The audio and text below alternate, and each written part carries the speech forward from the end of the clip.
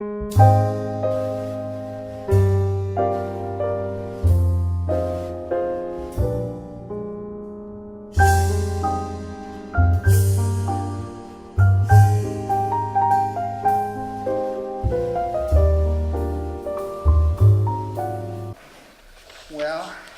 welcome, fellow biblical scholars. Here we are, continuing in our study of the Hebrew Bible, and we concluded last week the book of 1 Samuel. At least that's how it appears in the Christian canon.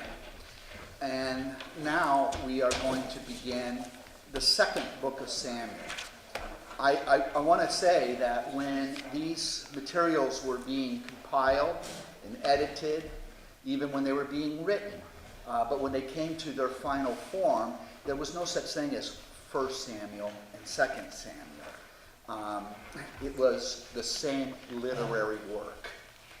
And it wasn't until after the Christian era that Jerome divided the book into two. And he did that with the book of Kings, became the book of 1 Kings and the book of 2 Kings. And it was done with the book of the Chronicles of Israel, and it was 1st and 2nd Chronicles. Because it was, I guess it was just a matter of convenience to do that. But so really, as we continue on, we're beginning a new, what is a new book as far as our canon is concerned. But the fact of the matter is, we're right in the midst of the literary work. So all those loose ends that we got left hanging, a lot of them will be, not all of them, unfortunately, but a lot of them are going to be picked up again, and you're going to see some major follow-through. Because you probably, someone said to me earlier that it was kind of anticlimactic the way the book ended. Left you with unanswered questions and kind of a letdown. But the fact is, it's because it was arbitrarily cut in half based upon the length of the book. Remember, there were no chapters and verses. It was one. It was just one continuous writing. By the way, I'm not sure in the Hebrew. I would have to look at some of the photos of ancient Hebrew writing, but I do know this to be true with the Greek New Testament. In the Greek New Testament, there are no spaces between the words. There is no punctuation. It's just, you know how when you get those word puzzles where you go and you have to circle the word? It's like that. And consequently, even though I studied the Greek language, I always looked at texts that already provided the spaces and the punctuation. Those are later developments. And the reason why that was the case was that people in the ancient world, believe it or not, never read silently. It was, you always had a reader read it out loud. So ancient texts were not available for personal study. You didn't have your personal copy of the Bible. You couldn't afford that. Many people couldn't even read it, particularly women. And even though in the first century, say, most Jewish men could read if they were religious, and they were able to go to be bar mitzvah, they had to learn to read the Hebrew language. And so there was, relative to other peoples, the Jews were highly literate. But at the time of the literature that we're looking at, 2 Samuel, these things were intended to be read out loud. And so a lector would know how to just follow and they didn't, and in Hebrew there were no vowels. It was just consonants. It's quite an amazing system, and so there was a lot involved when someone who was a lector, and in the early church, a lector was a sacred ministry. You know, someone was set apart and blessed by the bishop to be a lector, and you'll see evidence of that in the book of Revelation. The Apocalypse, in the first chapter, there's a blessing given in the prophetic oracle of John of Patmos. Blessed is the one who reads these words. And when I first read it, I thought, oh, like me, sitting here in my overstuffed chair, reading the book of Revelation, oh, I'm blessed to be reading it. No, it was not. No, that blessing was for the person who was going to be reading it for the congregation. And the book of Revelation, we have it divided up into 22 chapters. But when it was circulating in the early Christian church, they would have sat down and a reader would have read it from beginning to end in one sitting. And that would take approximately a little over 2 hours to do that. So, if that long. So, when we come to church, usually it's in the liturgy, and we just get small pieces of it. Like last Sunday, there was the second reading from Corinthians chapter 12. There might have been about 12 or 13 verses that were read. It's not the entire chapter. But remember, when the early Christians were hearing it, a lector would get up and read the entire letter. It was from the apostle. Well, what does he have to say to us? And it would be read to the entire assembly. So people received these words very differently than we do. They were not looking at text. They were not looking at a projection on the wall. They didn't have little missalettes in front of them. Printing didn't exist. So people really had to listen, and that's how they got the content of what had been written is through these public readings, through the ministry of lector.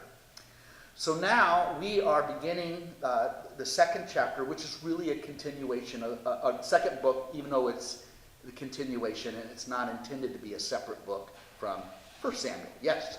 So then the readers, just to digress a little bit, the readers must have been highly trained.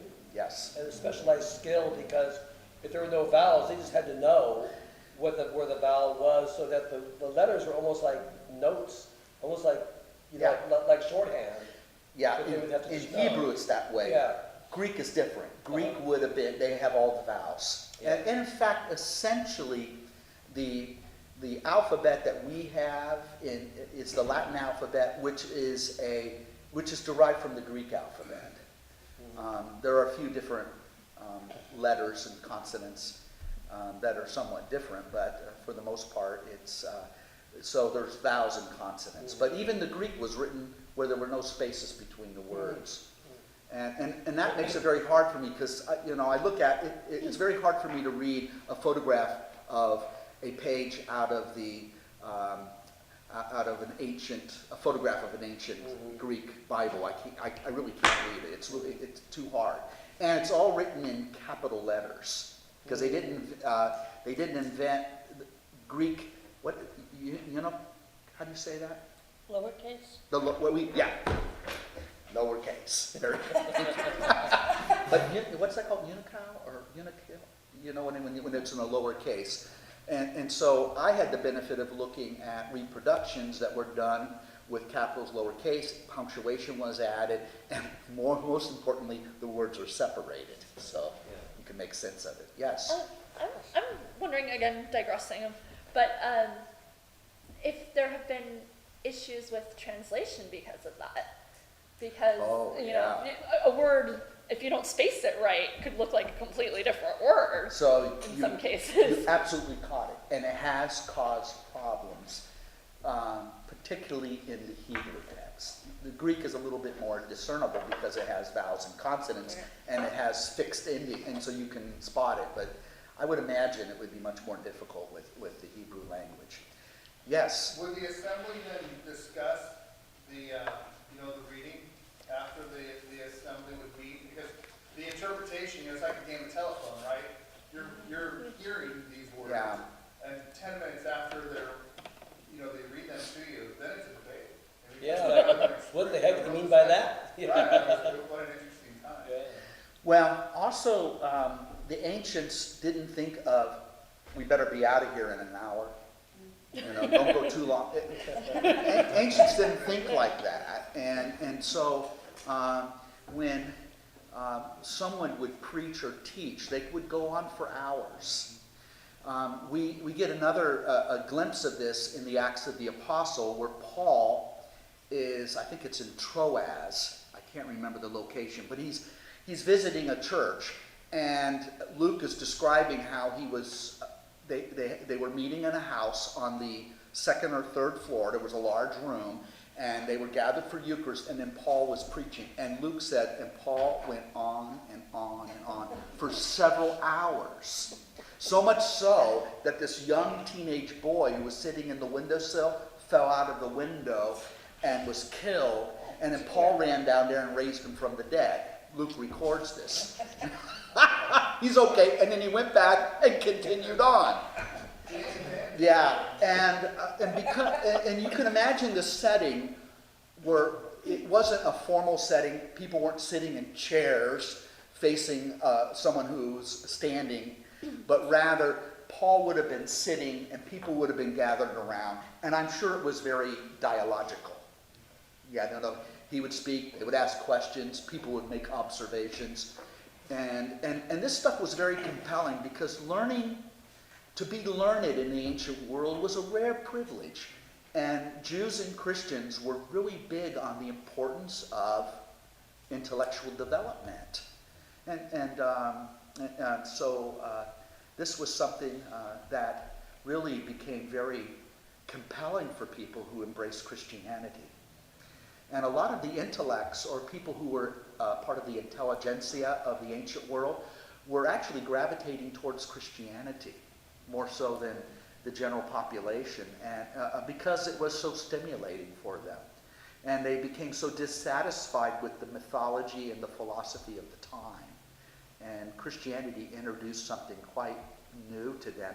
And there was already an attraction to Judaism among the Greeks in the ancient world. So The process of preparing for a bar mitzvah for a male back then, it's interesting, when did bat mitzvah, or when did a female start to have access to that kind of, the written? yeah, not until about our generation. Really? Yeah.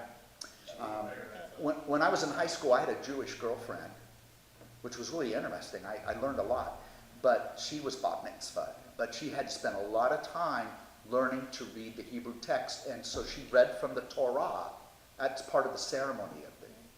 And she had to read from the Torah, and she had to read from what they called the Haftorah, which was the prophets. And so on. Do you know anything more about that, Diane, about bat mitzvah? And that's more of a recent development. And I don't think Orthodox Jews do it. I think it's the more Reformed. I would guess that it's a practice that started, this is a wild guess, with Reform Judaism would be my guess. In which case it might go back to the late 1800s, beginning of the 1900s, but not much further back than that. But I can hunt it up. I mean, I'd be happy to do that. And that would be interesting. So, There was one other thing I wanted to throw in here, and that is that because the Hebrew was so difficult to read because of no vowels and just the stream of consonants, that eventually they added little marks above the consonants that give you the vowel sounds, and I think those are called jots and tittles, and that's where that comes from.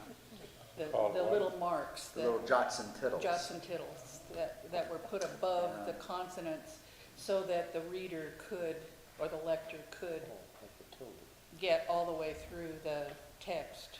This would But- be, yeah.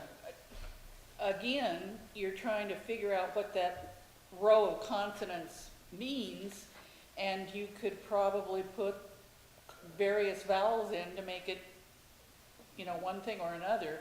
So that is a problem. It's a huge problem in terms of translation. And sometimes you'll be, like when I'm trying to figure out what something means and get back to it, you'll see somebody who's a translator. And sometimes in the books I've been looking at, the Hebrew is there too. And they'll just say, we can't figure it out. Yeah. Yeah. So when you're looking at an English text of the Old Testament, there's a lot of guesswork that's involved by scholars. It would be interesting the next time we have that rabbinical student come. Did anyone hear, did you hear him when he was here? Saeed? when Saeed's here to do something on a Sunday morning again, I may invite him to ask us, could you explain to us what Hebrew is like, the language, and how, in its writing, how is it different from English, how is it read, and all that? I think that would be an interesting, wouldn't it? So, now, I'm not going to spend a lot of time on this. We're going to get right into the text, but just to refresh your memory, the text before us is a compilation. It comes from various literary sources, and those literary sources come from various oral traditions. And so when it is composed in the form that we have it, it was centuries later than the time that we're looking at. We are looking at events that took place in the 10th century before the Common Era. That would be from the year 1000 to the year 900. That roughly is the period. Remember, it goes backwards when you go, going back in time. So as we move forward, it was the book of Samuel, which becomes 1st and 2nd Samuel, was put together by a group of editors in what we call the monarchical period, the period of time in Judah when the dynasty of David was ruling. They ruled for almost 500 years, almost. Well, more like 400 years. So they ruled for about 400 years, and it was during the period of the monarchy that the book of Samuel was composed in the form that we have it. But it already existed in fragments before it was edited together. So many sources were brought together, and these texts were woven together. Sometimes they did it very effectively, almost seamlessly. And at other times, it's really grating because it was done in a very messy kind of way. And also, it would account for how we have what Diane identified for us at one time, doublets, where you see the same story but a different version. And you don't know, is this the second event or is it another version? Probably it's another version of the same story. We will point these out as we go through it. Bear in mind that the monarchy was very interested in having an account that it's propaganda. It is, what I mean by that, it's not lies, but these writings are put together in such a way that there is an agenda. And the agenda is to extol the glory of David. David becomes the real hero, well, because remember, the monarchs were a part of his dynasty. They were his descendants. It was really important to them that David become, in the minds of the people, this highly favored hero, this wonderful man of God that Yahweh chose to be the king over Israel. The common people believe that there's going to be no political dissent, or it's greatly reduced. It's like the divine right of kings. They never said that, but that they were practicing that sort of thing.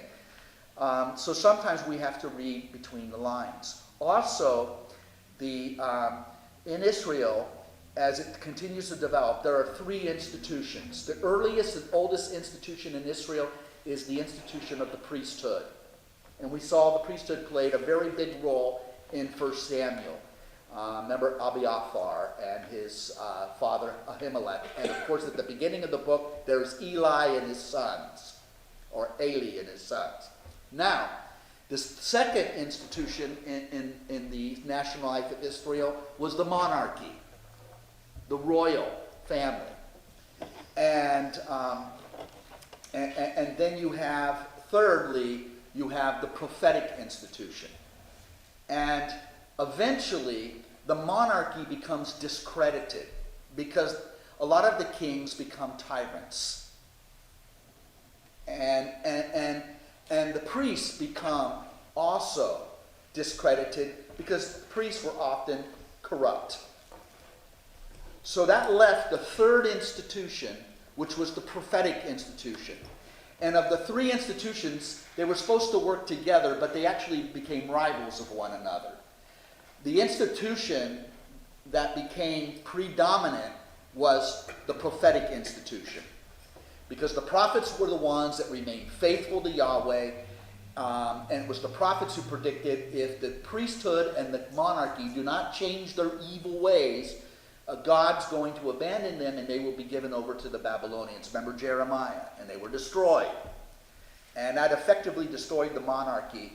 And it was the priesthood would survive, but it was very disrupted and discredited. So, because the prophets are the ones who win in the great political struggle between these three institutions, the book of Samuel reflects the prophetic point of view. The victors write the history. Have you heard that? So that's why Samuel looks really good. That's deliberate. Because Samuel's considered, after Moses, to be the first prophet of Israel. And so he is elevated because it was in the interest of the prophetic writers that Samuel would look like the good guy. But as you could already tell, they're faithful enough to preserve the text. You can see that Samuel had his own hang-ups and problems. He had a hard time letting go of power. He turns against Saul, and he does something very subversive. He anoints this shepherd boy, the youngest son of Jesse, to be the next king. And he does it in a clandestine, secret way. So he's already sowed the seeds of a civil war. Another problem with Samuel that is not covered up, that we see, is that Samuel cannot control his sons. His sons are corrupt. Remember Eli at the beginning of the book, the priest who raised Samuel? Eli's sons were corrupt, remember? They would extract money from people. They used their position as priests to become wealthy. And so they abused their office. And not only that, but they often took sexual advantage of women. And so when we read about these things happening with priests today, it's been happening for the last 3,000 years. So it's nothing new. So, and judgment came upon Eli, and judgment came upon the sons of Samuel. In the book of 2 Samuel, as we begin to see the rest of the story of David unfold, where David is no longer David the hero, he becomes David the king. The narrative begins to change.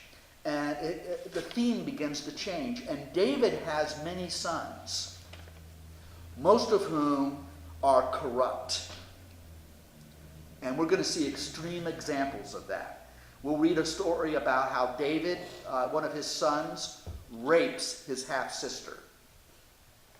The thing about the biblical narrative, it doesn't whitewash anybody. No cover-up here. People are made to look... But then David's oldest son will even do things that are so over the top. You'll be shocked that this stuff is even in the Bible. So David is a great king. He was a great hero, but he wasn't able to control his sons. As the same was true of Samuel, the same was true of Eli. So both the priest, the prophet, and the king, the three institutions, couldn't control their children, particularly their corrupt sons. So this is a theme that we will see in 2 Samuel. Okay, with that being said, I thought we'd get into text. Are you ready for that? Yes. Okay. Well, David couldn't even control himself at times, right? Did you hear that, everybody? Yeah, it's true. John made the observation, and David couldn't even control himself. Yeah, we will see, right now, so far, David has had a sterling character. He's really a heroic guy, and we're going to continue to see that. But we're going to also read about the great sin of David. But unlike others in the biblical account, David is a very different character. Because what David does, most people want to ignore or cover up their sinfulness. If there's a sin I have, you want it hidden and all of that. You want to rationalize and justify it. And this usually ends up to the great undoing of the biblical character. However, what makes David different is that David always owned his, there's a word for it. David always took responsibility. He becomes, when he's confronted with his sin, he cries out to God. He acknowledges it. He doesn't try to cover it up. He doesn't try to whitewash it. He just comes clean with God. So David becomes a man after God's own heart, not because he was perfect and without sin, but because when he failed, when he had a huge moral failing, and it was huge, it was a big deal what he did, he acknowledged it and sought God's forgiveness for it. Very different than Saul. He was a very different character. And so David is great. And there's a reason he's great. And we're going to see him in all his failings. And we're going to see his attitude and his character. And what makes David exceptional is that he was a sinner like everybody else. But it's what he did with it when he had to face it. Yeah. The interesting thing is that, like, Saul was very well aware of what he was doing. And to a large extent, like you made the point, he was manipulated to be bad. Yes. He thought he was doing right, but he was kind of manipulated to be put in the bad light, so he kind of suffered the consequences of that. The story of David is, David's really not self-aware. When he's doing bad things, he's not really aware of it. He's just like following his It's almost as if David sins out of weakness. Yeah. Where others would sin in a very self-serving kind of way. Yeah. Is that what you're... But the thing being that David, when it's revealed to him, he is very contrite and all that. But as he goes through the process, I guess he's so into what he's doing at the moment, he's not really aware that he's really doing the wrong thing. Yeah. It seems like. Yeah, he gets caught up. He gets caught up. Yeah. It's not like it's premeditated No. initially. It's just an interesting difference between the two of them. Yeah. Saul and Very, David. very different. They're very different men. Yeah. Saul had this impressive physical appearance. Remember, Saul was very good looking and he was very tall. To look at Saul, you could see him being king of Israel. David was a warrior and a very powerful warrior, but he's small of stature, he's scrawny, and he's red. Mm-hmm. Yeah. So that's why we think he's described as red. What does that mean? Well, he probably had red hair. But no, I don't know. Some people say it meant he had a ruddy complexion. Yeah. So David wasn't, his appearance wasn't as remarkable as Saul. But Saul fell hard, and we saw that. In fact, he fell on his sword. I want to draw your attention to this map. I've given you two maps on this. On one side of the map, it shows you the various locations. Okay? The other side of the map shows you how the land of Israel was divided between the 12 tribes. On the side which has the locations, there will be mention of things like, if you look carefully, these are cities that are mentioned there that will be in the narrative. So you can cross-reference this. Do you see where it says Israel to the north? Interestingly enough, very early on, Judah to the south was the most wealthy and the most powerful of the tribes. So even though Judah is one tribe, the rest of Israel is made up of the other 10. The 11th tribe was the tribe of the priests. They had no territory. They had certain cities they lived in. That was the tribe of Levi. So Judah and Israel is to the north, Judah is to the south. Under Saul, Judah and Israel, all of the 12 tribes, were one nation.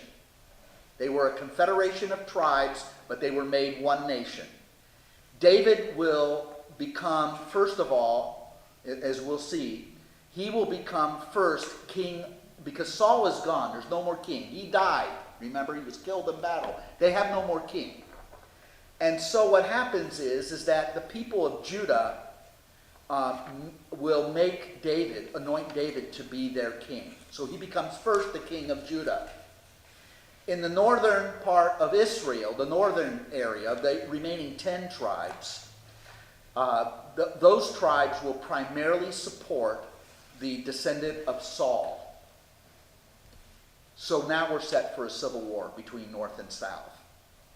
David will overcome those people who support the dynasty of Saul.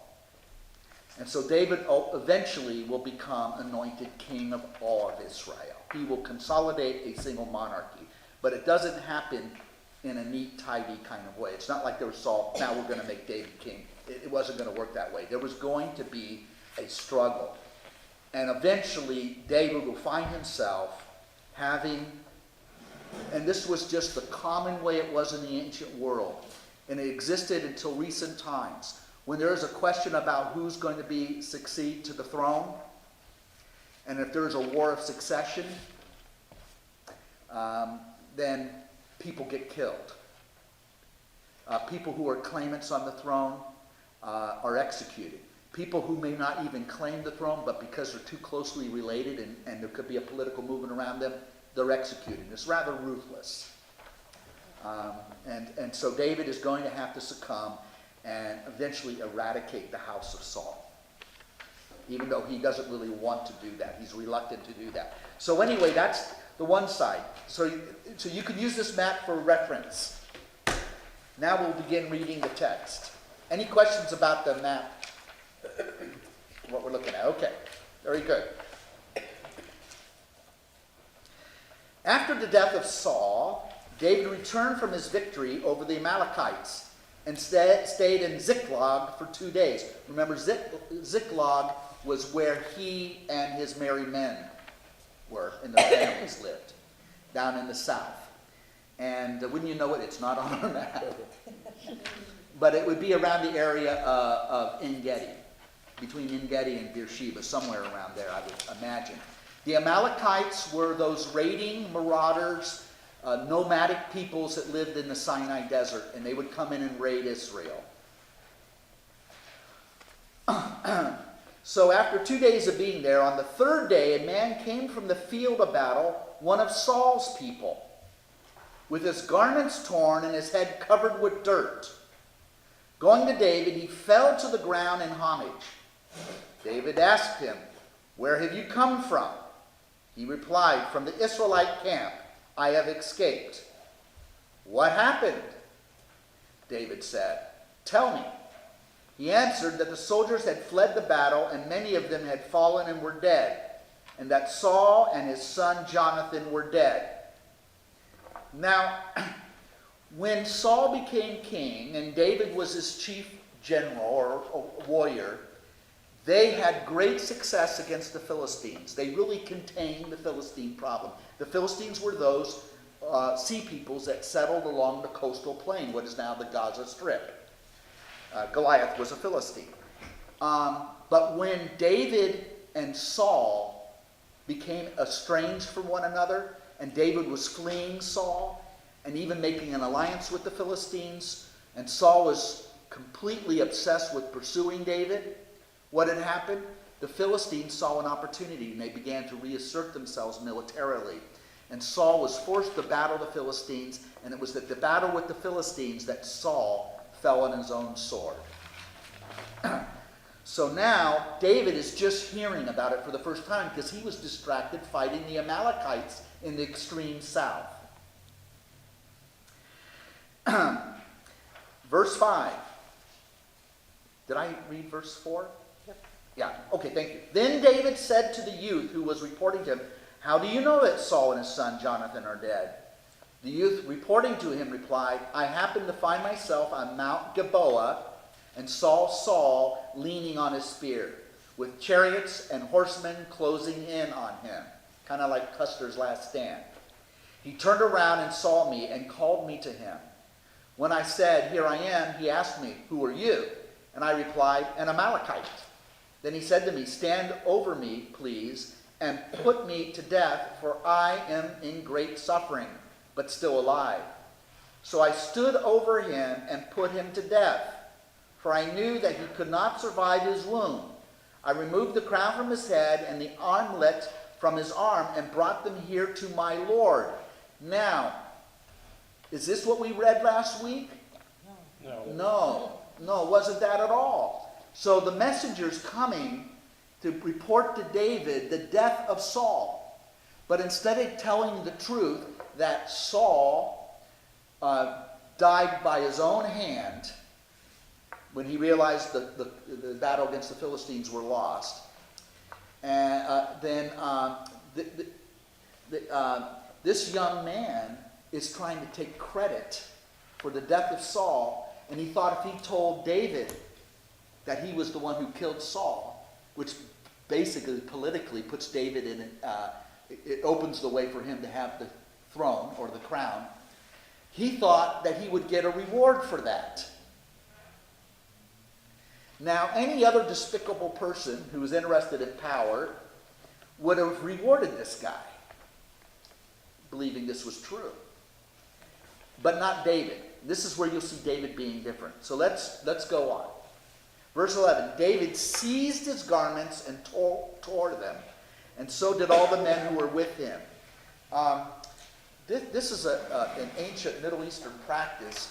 When you hear something that is so disturbing to you and so shocking, like the report of a death of someone you really care about, or any kind of, you just go and you just tear your garments. It's a great expression. Remember when Jesus was at trial before the Sanhedrin, and Jesus said, when the high priest confronted him, because the witnesses were contradicting each other, and they were trying to find a charge that would stick on Jesus, the high priest got frustrated and came to Jesus right in his face and says, "Are you the anointed one, the Son of the Most High?" And Jesus says, "I am," to the high priest Caiaphas. What does Caiaphas do? He tears his garment. It's a really dramatic expression. So David is shocked at this news, and he does something unexpected. He does not rejoice. He is enraged that Saul was murdered, and he tears his garments, and so all his lieutenants and the men that were with him, they would follow suit. That must have been why the Jews became such great tailors, because everybody was destroying their clothes.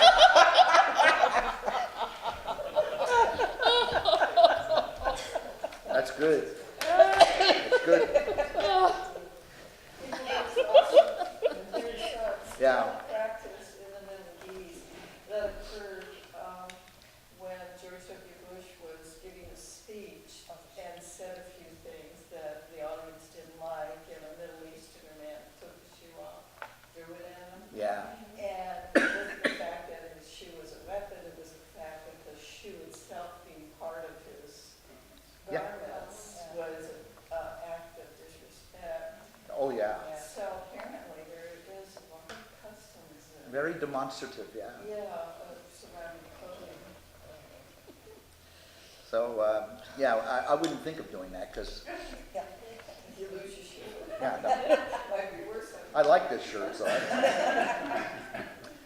Okay, so the men all follow because they want to be in solidarity with David. David has rightly earned their respect and their devotion. Remember, we saw how David was a great leader of men. So they want to be in solidarity. They'll do the same, irregardless of how they felt about Saul. They mourned and wept and fasted. That is, to go without food or drink, until evening for Saul and his son Jonathan, and for the people of the Lord and the house of Israel, because they had fallen by the sword. So rather than rejoicing that Saul, who was in hot pursuit of them, is dead, they mourn. David said to the youth who had reported to him, "Where are you from?" He replied, "I am the son of a resident alien. I'm an Amalekite." David said to him, "How is it that you were not afraid to put forth your hand to desecrate the Lord's anointed?" Who's the Lord's anointed? Saul. Saul. David then called one of the attendants and said to him, "Come, strike him down." So he struck him and he died. The foolish messenger. He lies to David, says he did something he didn't do, and it cost him his life. David said to him, "Your blood is on your head, for you testified against yourself when you said, I put the Lord's anointed to death." So you're seeing here the tremendous solid character within that cultural context of David. Verse 17, then David chanted this lament for Saul and his son Jonathan. He commanded that it be taught to the Judahites. It is recorded in the book of Jashar. You will find that there will be references to this book and other books that no longer exist. David was a musician, remember? He was a poet. And so David will express his grief and his faith through his poetry. And so he sang this song, and I don't know the tune. Alas, the glory of Israel, slain upon your heights. How can the warriors have fallen? Do not report it in Gath. Gath is the city of the Philistines. As good news in Ashkelon streets. That's another Philistine street. Philistine city. Lest Philistine women rejoice. Lest the women of the uncircumcised, those would be Gentiles, or basically the Philistines, exult. O mountains of Gilboa, upon you be neither dew nor rain, nor surging from the deeps. Defiled there the warrior's shields, the shield of Saul, no longer anointed with oil, from the blood of the slain, from the bodies of the warriors. The bow of Jonathan did not turn back, nor the sword of Saul return unstained. Saul and Jonathan, beloved and dear, separated neither in life nor death, swifter than eagles, stronger than lions. Women of Israel, weep over Saul, who clothed you in scarlet and in finery, covered your clothing with ornaments of gold, because the Israelites prospered under the rule of Saul. How can the warriors have fallen in the thick of battle? Jonathan slain upon your heights. And then he gets so touching here that you can feel the emotion. Verse 26, I grieve for you, Jonathan, my brother. Most dear have you been to me. More wondrous your love to me than the love of women. How can the warriors have fallen? The weapons of war have perished. Wow. So you really see that David is deeply grieved and moved. He's grieved because he never hated Saul. And he did have a close relationship with Jonathan. The language that's used for the relationship with David and Jonathan is unprecedented in the Bible. These two men really loved each other. Now, some moderns will go on to suggest, perhaps this suggests something about them being sexually involved. We don't know that. We don't know that. All we can say is that this was a very bonded, close relationship, and they loved each other more than their own wives. So whatever that means, you could take it for what it is. Any other thoughts about the first chapter? Okay, ready to move on to chapter 2? After this, David inquired of the Lord. What does that mean? How did he inquire of the Lord? The high priest. He would go to the high priest who had The stones. the stones, the Urim and the Thummim, and he'd pose a question, and the high priest would do something with those stones, and then he would divine the meaning of the stones. And usually it was yes and no questions. Okay? That's the value of having the high priest with you, which is Abiathar. And so the question that David had is, shall I go up into one of the cities of Judah? Because he's been living in exile. The Lord replied to him, go up. So the priest read the stones, or whatever they were, the objects of the Urim and Thummim, and it was the answer, yes. Then David asked, where shall I go? He replied, to Hebron. Now look at your map, see where Hebron is. By the way, Hebron is still there to this day. Okay? I just wanted you to be aware of that. It's within the territory of Judah. Do you see Jerusalem up there? Even though Jerusalem was in the territory of Judah, the city did not belong to the Judahites or the Israelites. It was considered an impregnable city. It was built in such a way that it was very difficult to conquer it. So it remained a Canaanite city. The Jebusites were there all during this time. And they just peacefully coexisted with the people of Israel. That will change. So right now he's going to Hebron, and you hear about Hebron in the news now because it's on the West Bank. It's a Palestinian city today. Okay, Hebron. Where was I? Verse 2. Yeah. Oh, thank you. So David went up there with his 2 wives, Ahinoam of Jezreel and Abigail, the wife of Nabal of Carmel. David also brought up his men with their families, and they dwelt in the towns of Hebron. Then the men of Judah came there and anointed David king over the house of Judah. And to anoint a king is the same as crowning the king. It was part of the ceremony. Remember, it was already done secretly by Samuel when David was still a lad.